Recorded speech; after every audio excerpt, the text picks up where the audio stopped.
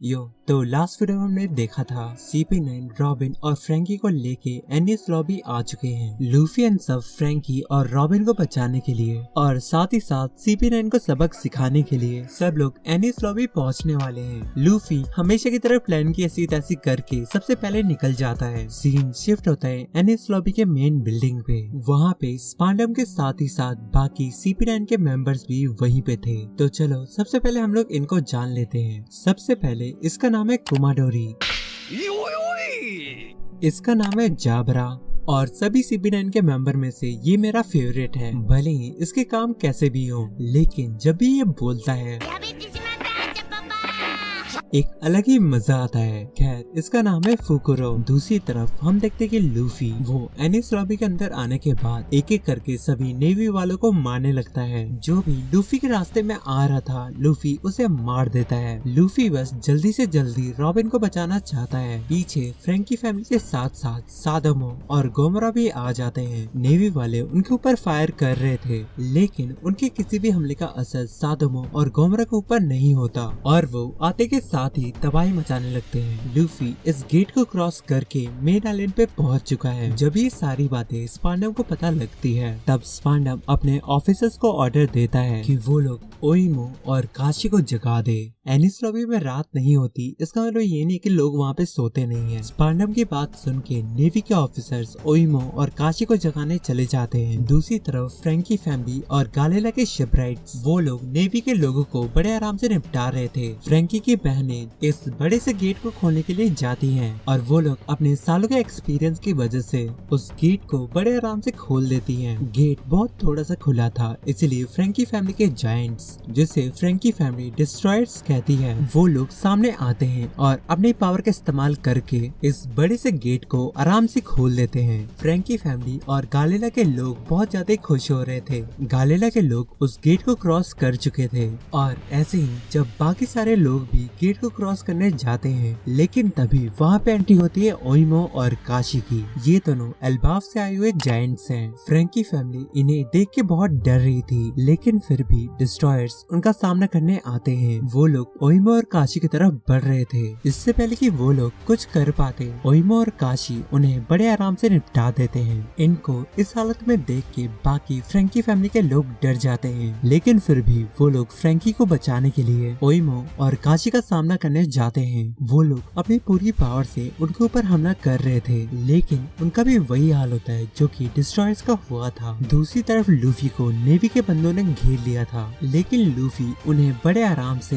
गम गम storm नाम के move से उनको बहुत बुरी तरीके से मारता है। दूसरी तरफ हम देखते कि ओइमो और काशी किसी पे भी दया नहीं दिखा रहे थे। वो लोग एक एक करके फ्रैंकी फैमिली का हाल बद से बदतर कर देते हैं। तभी वहाँ पे गोमरा सामने आता है और काशी के हाथों पे हमला करता है। मोजू और कीवी सामने आती हैं और काशी के पैरों पे हमला करती हैं। इस हमले के बाद काशी अपने आप को संभाल नहीं पा रहा था और इसी मौके का फायदा उठाते हुए पाउली सांग सामने आते हैं और अपने रोप एक्शन से उसे जमीन पे गिरा देते हैं। काशी के नीचे गिरने के बाद फ्रैंकी फैमिली का ये बंदा सामने आता है और काशी के फेस पे बजूका फायर कर देता है। जब काशी इस हालत में था तब ये दोनों मुस्टंडे उसके फेस का जीसस बना देते हैं। ओइमो जो कि ये सब देख के ऑलरेडी बहुत गुस्सा हो रहा था, उसे ये सब और भी चिढ़ाने लगते हैं। गुस्से में ओइमो उनके ऊपर हमला करता है, लेकिन सही टाइम पे वो लोग वहाँ से निकल जाते हैं और वो हमला डायरेक्ट काशी को लगता है और फिर यहीं पे काशी का गेम ओवर हो जाता है। दूसरी तरफ हम देखते कि लुच्ची एंड बाकी सब वहाँ पे पहुँच जाते हैं, जहाँ पे स्पांडम और बाकी सारे CP9 के मेंबर्स थे। आते के साथ ही सब लोग फुकुरो को मारने लगते हैं और वो लोग ऐसा इसलिए करते हैं ताकि वो लोग अपनी पावर का अंदाजा लगा सके। तो हाँ, ये CP9 का पर्सनल पावर चेक करने वाली मशीन है। फुकुरो अपनी कैलकुलेशन को करता है और बताते कि अगर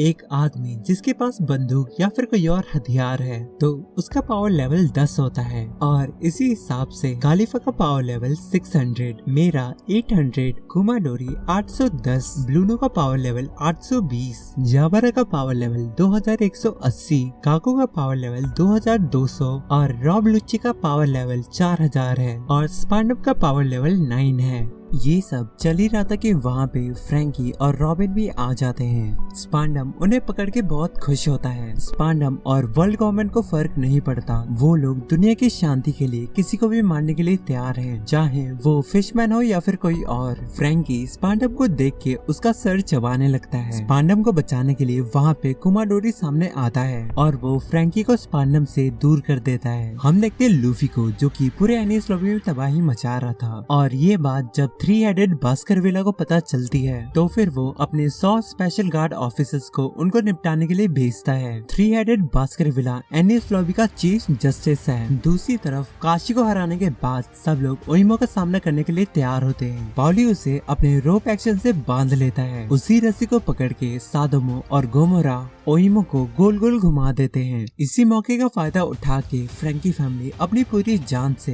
एनिस लॉबी के मेन गेट को खोल देते हैं ताकि जोरो एंड बाकी सब यहाँ पे आराम से आ सके। योकोजुना लोहे के फेंसेस को मोड़ता है, जिसकी वजह से रॉकेटमैन वहाँ से टेक ऑफ कर जाता है और इसकी वजह से जोरो और सांजी के अलावा सबकी फटी पड़ी थी। दूसरी तरफ हम देखते कि ओइमो जमीन पे गिर चुका है। सबको लग रहा था कि उन्होंने ओइमो और काशी को मार दिया और इसी बात से वो लोग बहुत खुश हो रहे थे। लेकिन तभी पाउली-सान के ऊपर हमला होता है और ये हमला एनिस लॉबी के डॉग यूनिट ने किया था। ये लोग 3 हेडेड बास्करविला के कहने पे यहाँ पे आए थे। वो लोग ओइमो को भी होश में लाने की कोशिश करते हैं। जब ओइमो फाइनली अपने पैरों पे खड़ा होता है तभी उसके ऊपर अपना रॉकेटमैन लैंड होता है और फिर ऐसे ही ओइमो का भी गेम ओवर हो जाता है। तो फाइनली रॉकेटमैन यहाँ पे आ चुका है और साथ ही साथ जोरो और सांजी भी। उनकी ऐसी एंट्री देख के सब लोग बहुत हैरान होते हैं। ऑफिसर्स रॉकेटमैन के ऊपर बजूका फायर करते हैं, जिससे सोगे किंग का मास्क भी उतर जाता है और पता नहीं क्यों यहाँ पे उसोप आ चुका है। अच्छा छोड़ो, नामी अपने स्टिक का इस्तेमाल करके नेवी वाले बंदों के सर पे एक काला बादल ला देती है और वो थंडरबोल्ट टेम्पो नाम के मूव का इस्तेमाल करके और नेवी के बंदों को शॉक देती है। नामी को ये स्टिक उसोप ने बना के दी थी और क्योंकि नामी इसे अच्छे से कंट्रोल नहीं कर पाती, जिसकी वजह से इन नमूने के साथ साथ सांजी और जोरो को भी शॉक लगता है। दूसरी तरफ लूफी नेवी के बंदों पे एक के बाद एक हमला करे जा रहा था। लूफी बस जल्दी से जल्दी रॉबिन के पास पहुंचना चाहता है। दूसरी तरफ जोरो एंड सांजी भी उन नेवी वाले बंदों से निपटने वाले थे, लेकिन तभी पाउली-सान सादोमो के ऊपर चढ़ के आते हैं और सबको लेके आगे बढ़ने लगते हैं। पाउली-सान सबको याद दिलाता है कि आखिर वो लोग अपनी दोस्त को बचाने आए हैं, ना कि किसी से लड़ने के लिए। सादोमो के पीछे गोमोरा भी चल रहा था और उसके ऊपर बैठ के फ्रैंकी फैमिली बाकी नेवी ऑफिसर्स को मार रही थी। पाउली-सान जोरो से कहते हैं, अगर तुम उनसे मिलते हो तो उनसे कहना कि दे आर फायर्ड।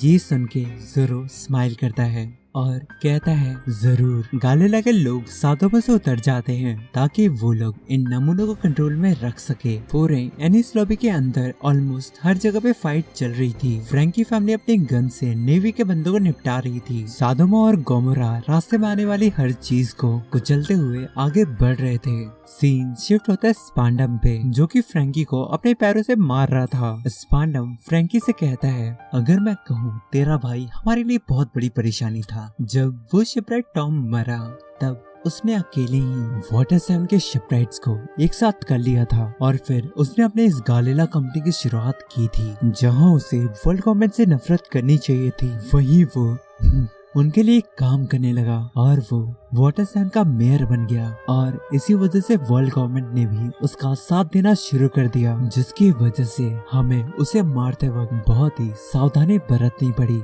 वो चालाक तो बहुत था, लेकिन मेरी किस्मत भी मेरे साथ ही थी। जब मुझे पता लगा कि निको रॉबिन एक पायरेट ग्रुप के साथ वाटर 7 की तरफ जा रही है, तब मैंने आओकी से बस्टर कॉल एक्टिवेट करने की अथॉरिटी मांग ली थी और इसी वजह से मेरे पास तुम दोनों हो और अब तुम्हारी मदद से मैं जब चाहूँ एंशिएंट वेपन्स को बना सकता हूँ। और तुम समझ रहे हो ना, किस्मत भी मेरे साथ है। रॉबिन स्पांडम से पूछती है कि आखिर आओकी ने उसे बस्टर को एक्टिवेट करने की परमिशन क्यों दी। इसको सुनने के बाद स्पांडम रॉबिन के चेहरे पे एक जोरदार पंच मारता है और कहता है, तू अपने औकात मत भूल, तेरा कोई हक नहीं है मुझसे सवाल पूछने का।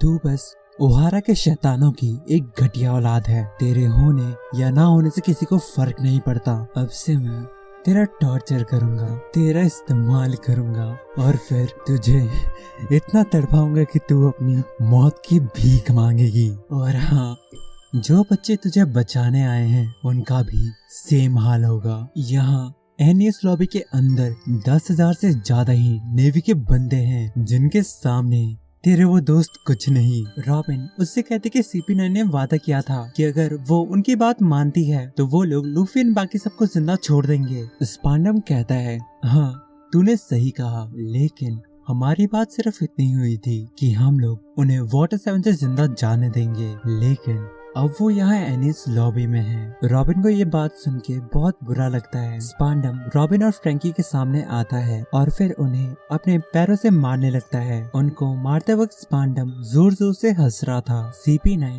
वहाँ से उठ के जाने लगती है। दूसरी तरफ हम देखते कि लूफी सबको मार पीट के इस बिल्डिंग के ऊपर आ जाता है। ये बिल्डिंग एनिस लॉबी का कोर्ट हाउस है जिसके अंदर अभी बास्करविला है। लूफी जब कोर्ट हाउस के ऊपर जाता है वो देखता है कि वहाँ पे ब्लूनो उसके इंतजार कर रहा था। लूफी थोड़ा खुश होता है कि उसके सामने कोई तो है जिसपे वो अपना न्यू पावर इस्तेमाल कर सकता है। दूसरी तरफ चॉपर को रियलाइज होता है कि यहाँ पे सोगी किंग सादोमो के ऊपर नहीं है। पाओली-सान और ये दोनों सभी ऑफिसर से लड़ रहे थे। वो लोग अपनी पूरी पावर से उनका सामना कर रहे थे, लेकिन धीरे धीरे वो लोग थक भी रहे थे। कोर्ट हाउस के ऊपर लूफी ब्लूनो के ऊपर अपना गम राइफल यूज करता है। ब्लूनो ने आयरन बॉडी का इस्तेमाल किया हुआ था, लेकिन फिर भी लूफी के उस हमले का उसके ऊपर बहुत बुरा असर होता है। ब्लूनो हैरान था कि लूफी के अंदर इतनी ताकत कहां से आ गई। लूफी उसके ऊपर गम गैटलिंग का इस्तेमाल करता है जिससे वो दूर जाके गिरता है। दूसरी तरफ एक आर्टिलरी का हमला सादोमो के ऊपर होता है। वो हमला बहुत ही खतरनाक था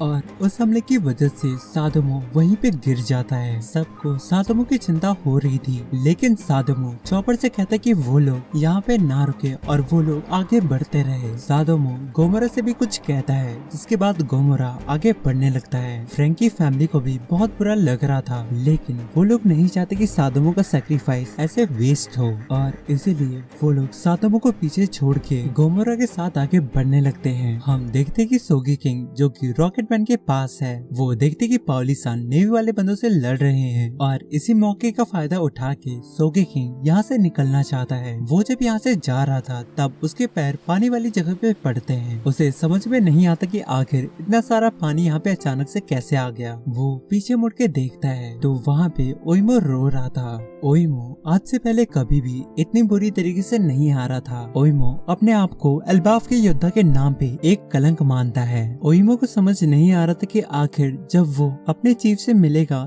तब उन्हें क्या मुंह दिखाएगा। उज़ोब को जब पता लगता कि ये लोग एल्बाफ से हैं, तब वो उनसे पूछता है, ओए क्या तुम सच में एल्बाफ के योद्धा हो? ओइमो उससे कहता है, हाँ, लेकिन उससे तुझे क्या? मैं और काशी हम लोग 100 सालों से पायरेट थे, लेकिन 100 साल पहले एक दिन हम लोग एक आइलैंड पे रुके थे और फिर हमारे चीफ ने वहीं पे लड़ना स्टार्ट कर दिया। उन्होंने हम सभी को एल्बाफ जाने के लिए कह दिया था।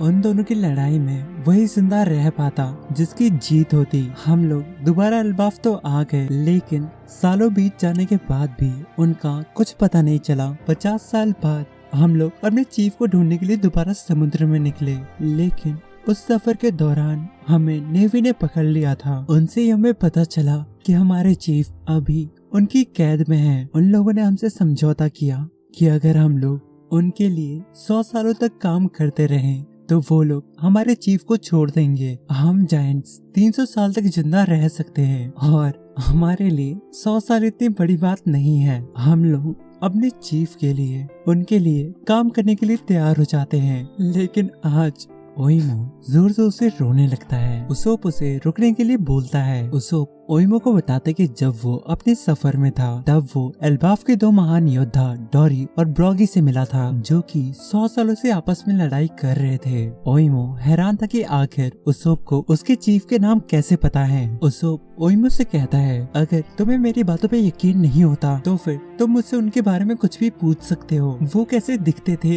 वो कैसे हंसते थे, उनके पास कैसे हथियार थे, वो कैसे लड़ते थे, मैं हर चीज बताने के लिए तैयार हूँ। हम लोग उनसे मिले थे, मैं जानता हूँ कि आखिर वो लोग कितने बड़े योद्धा थे। मुझे नहीं पता कि आखिर नेवी ने तुमसे झूठ क्यों बोला, लेकिन नेवी ने उनको नहीं पकड़ा है, तुम मेरा यकीन कर सकते हो। सीन शिफ्ट होता है बास्करविला पे। जब उसे पता लगता है कि उसके डॉग यूनिट कुछ खास काम नहीं कर पाए, तब वो अपने स्पेशल फोर्स, जिसे जुडिशियल आइलैंड का एग्जीक्यूशनर भी कहा जाता है, उन्हें सबको निपटाने के लिए भेज देते हैं। दूसरी तरफ गोमोरा सभी हमलों से बचता हुआ आगे बढ़ रहा था। तभी नामी की ट्रांसपोर्टर स्नेल पे एक कॉल आता है। ये कॉल कोकरो-सान का था। वो नामी को एक बात बताना भूल गई थी। कोर्ट हाउस और टावर ऑफ लॉ के बीच में नॉर्मली कोई रास्ता नहीं होता, लेकिन जब कोई कोर्ट हाउस के दोनों तरफ बने सीढ़ियों का इस्तेमाल करके ऊपर जाता है और एक लीवर को खींचता है, एक ब्रिज कोर्ट हाउस से नीचे आता है और वो कोर्ट हाउस और टावर ऑफ लॉ को कनेक्ट कर देता है। कोकोरो-सान को ये सब इसलिए पता है क्योंकि कुछ साल पहले वो टॉम-सान के साथ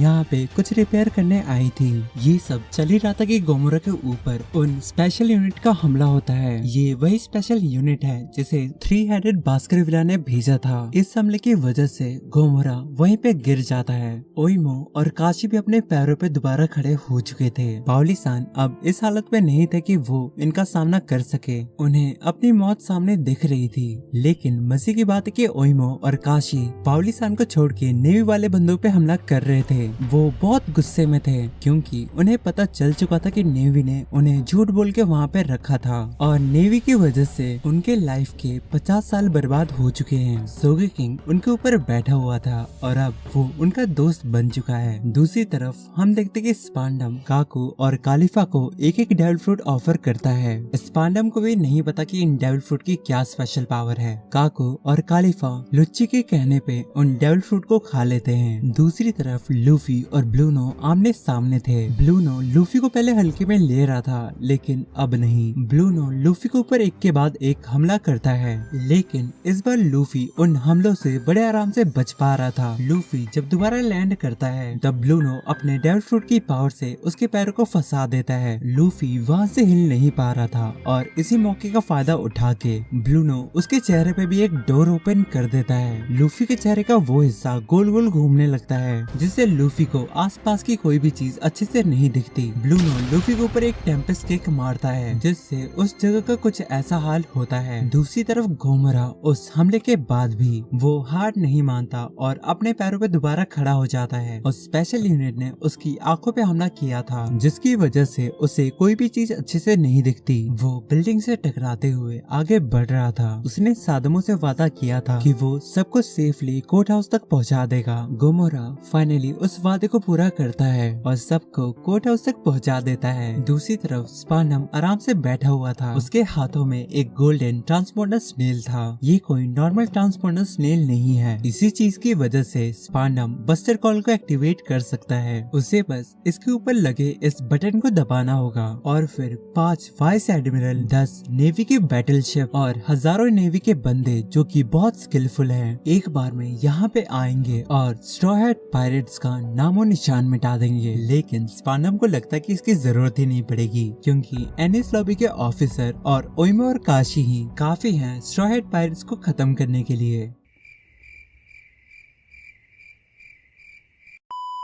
स्पांडम को एक ऑफिसर का कॉल आता है। स्पांडम को लगता है कि वो ऑफिसर उसे खुशखबरी देना चाहता है कि उन लोगों ने स्ट्रॉ हैट पायरेट्स का नामो निशान मिटा दिया। लेकिन जब उसे पता लगता है कि आखिर एनिस लॉबी के अंदर असलियत में क्या चल रहा है, straw hat pirates, Franky family और गालेला के लोग, उन्होंने 1000 से भी ज्यादा लोगों को मार दिया है। 2000 के करीब लोग अभी घायल हैं और अब ओइमो और काशी भी उनके साथ हैं। ये सब सुनने के बाद स्पांडम का चेहरा देखने लायक था। जब कोर्ट हाउस के सामने जोरो और बाकी सब आते हैं, तब उन पे वही स्पेशल यूनिट हमला करती है। इस बार योकोजुना उस हमले को रोक देता है। सांजी जल्दी से वहाँ पे जाता है और एक आदमी को मार देता है। कीवी और मोजू जाम्बाई से कह के उन लीवर को खींचने के लिए कोर्ट हाउस के ऊपर जाने लगती है। जोरो एंड सब कोर्ट हाउस के अंदर जाते हैं और जितने भी लोग उनके सामने आते हैं, वो लोग बड़े आराम से उन्हें निपटा देते हैं। जोरो किसी पे भी रहम नहीं दिखा रहा था। वो लोग जल्दी से जल्दी ऊपर जाना चाहते थे। नामी सबको सीढ़ी पे चढ़ने के लिए बोलती है, लेकिन जोरो